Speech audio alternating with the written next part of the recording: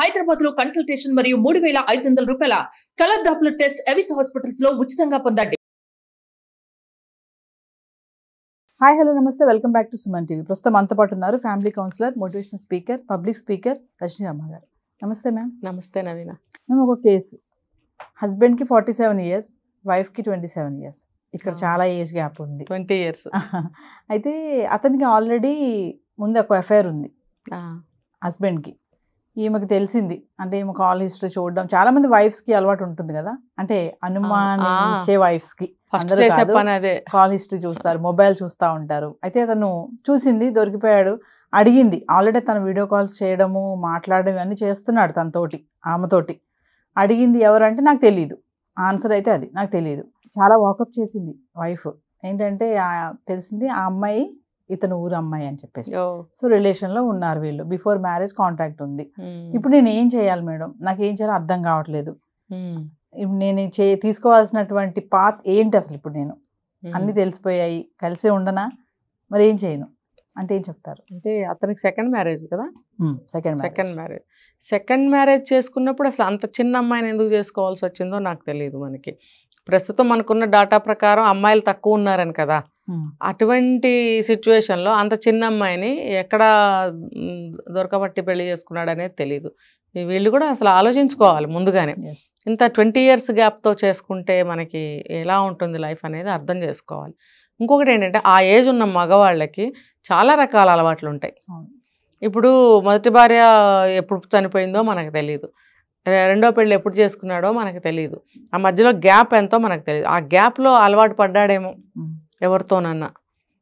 తర్వాత పెద్దవాళ్ళు అంటారు కదా, ఒక పెళ్లి చేసుకోరా అంటే ముందు భార్యకి అన్న పిల్లలు ఉన్నారా, మనకేం ఇన్ఫర్మేషన్ లేదు. ఏవో కారణాలతోటి మళ్ళీ పెళ్లి చేయాలని చూస్తారు. అంటే 40 ఎంత అన్నారు? 47 అంటే దగ్గర 50 సంవత్సరాలు. మరి నెక్స్ట్ లైఫ్ అనేది అతనికి తోడు నీడ ఉండాలి. పిల్లలు ఉంటే వాళ్ళకి పెళ్ళిడికి వస్తే కావాలి కదా తోడు, పెళ్ళిళ్ళు చేయడానికి కానీ ఇంట్లో ఒక ఆడపిల్లకి గైడెన్స్ ఇవ్వడానికి ఒక తల్లి కావాలి కదా అని బలవంతం చేసి పెళ్ళిళ్ళు చేస్తారు. ఇష్టం లేకపోయినా పెద్దవాళ్ళ కోసం పెళ్ళిళ్ళు చేస్తారు. చేసినప్పుడు ఇతను ఇంత చిన్న అమ్మాయిని సెలెక్ట్ చేసుకోకుండా ఉండాలి. ఇంత చిన్న అమ్మాయిని పెళ్లి చేసుకోవడానికి రీజనింగ్స్ ఉండుంటాయి. ఏంటనంటే ఆ అమ్మాయి ఫ్యామిలీ పూర్ ఫ్యామిలీ అయి ఉండొచ్చు, లేదా ఆ అమ్మాయికి ఏదన్నా కొంచెం ఏమంటారు హెల్త్ ఇష్యూస్ అని కూడా చెప్పాను, ఏదైనా కాలు చేయి వంకర ఉండొచ్చు, సంబంధాలు రాకపోయి ఉండొచ్చు. ఆ కారణంతో కొంచెం పెద్దవాడు అయితే అయ్యిందే, కాస్త ఆస్తిపాస్తులు ఉన్నాయేమో, లేకపోతే మంచి జాబ్ ఉందేమో, నీ లైఫ్ బాగుంటుందమ్మా అని కాంప్రమైజ్ చేసి పెళ్లి చేసి ఉండొచ్చు. రీజనింగ్స్ మనకు తెలియవు. సరే, ఏ కారణమైనా కానీ పెళ్ళి అనేది చేశారు. చేసినప్పుడు అతనికి ఇందాక మనం అనుకున్నట్టు ఈ పెళ్ళికి ముందు మొదటి భార్య వెళ్ళిపోయిన ఆ గ్యాప్లో ఎవరితోనైనా పరిచయాలు ఏర్పడి అది అలవాటు మానుకోలేకపోతున్నాడేమో ఇప్పుడు కూడా పెళ్ళి అయిన తర్వాత. మరి అలాంటప్పుడు ఈ చిన్న అమ్మాయిని పెళ్లి చేసుకుని ఈ అమ్మాయిని బాధ పెట్టడం అవసరమా? ఈ అమ్మాయి ఏదో ఒక ఏమంటారు తన నిస్సహాయ పరిస్థితుల్లో నిన్ను పెళ్లి చేసుకుని ఉండొచ్చు గాక, అంటే ఆ వీక్నెస్ని అడ్వాంటేజ్ తీసుకుని నువ్వు ఇంకా ఆ సంబంధాన్ని కొనసాగిస్తున్నావా? చూసారా, ఇప్పుడు పెళ్లి చేసుకునేటప్పుడు ఇలాంటి అమ్మాయిల్ని పెళ్లి చేసుకుంటే వాళ్ళు అలాగే కొంచెం డౌన్ చేసేసి లొంగ తీసి కింద మూల పడేసేసి వాళ్ళ రాజకార్యాలు వాళ్ళు చేస్తూ ఉంటారు. ఏంటంటే నువ్వేగా చేసుకున్నావు, లేకపోతే వాళ్ళ తల్లిదండ్రులు రిక్వెస్ట్ చేసి పెళ్లి చేశారనుకోండి, పూర్ ఫ్యామిలీ అయి ఉండొచ్చు, ఆ అమ్మాయికి ఏదైనా కాల్ చేయి వంకర ఉండొచ్చు, చేసుకోండి అయ్యా ఒక ఆడపిల్లని ఎవరైనా మధ్యవర్తులు రికమెండ్ చేసి ఉండొచ్చు. ఈ కారణాల వల్ల వీడు చిన్న అమ్మాయిని చేసుకుని ఉండొచ్చు. వన్ ఆఫ్ ద రీజన్స్ నేను చెప్తుంది. చేసుకున్నప్పుడు నువ్వు ఈ కారణాల వల్ల మీ వాళ్ళు అడగబట్టి నేను పెళ్లి చేసుకున్నాను, అసలు నాకు అవసరం లేదు అన్న పద్ధతిలో ఉంటున్నాడేమో. ఉన్నప్పుడు ఈ అమ్మాయి తన ముందు జీవితాన్ని ముందుకు ఎలా లాక్కెళ్ళాలి? ఈ అమ్మాయికి చాలా పెద్ద సమస్య అది.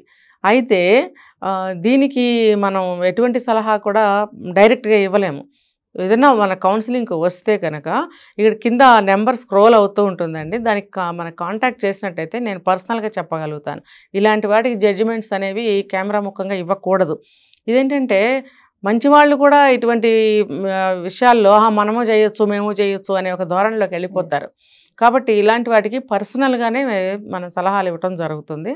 సో ఇలాంటి వాళ్ళు కౌన్సిలింగ్ తీసుకొని ఏం చేయాలి అనేటువంటిది తెలుసుకొని వాళ్ళు ఒక కౌన్సిలింగ్ తీసుకొని తనకి ఎటువంటి ట్రీట్మెంట్ ఇవ్వాలి అనేది నేర్చుకోవాలి, తెలుసుకోవాలి, ఇవ్వాలి. తర్వాత ఈ అమ్మాయికి వాళ్ళ పుట్టింటి వాళ్ళు కూడా కొంచెం సపోర్ట్ ఉండాలి. వాళ్ళు కూడా వెళ్ళి అతన్ని అడగగలగాలి. ఇంకోటి ఏంటంటే ఈ అమ్మాయి తల్లిదండ్రులు ఆ అబ్బాయి వయసు వాళ్ళు అయి ఉండొచ్చు. అతనికి దగ్గర 50 సంవత్సరాలు అన్నప్పుడు ఈ అమ్మాయి పేరెంట్స్ అదే వయసు ఉండొచ్చు. మరి అంత పెద్ద అతన్ని వీళ్ళు నిలదీసి అడగలేకపోతారు. కానీ ఇలాంటి విషయాల్లో నిలదీసి అడగాల్సిందే.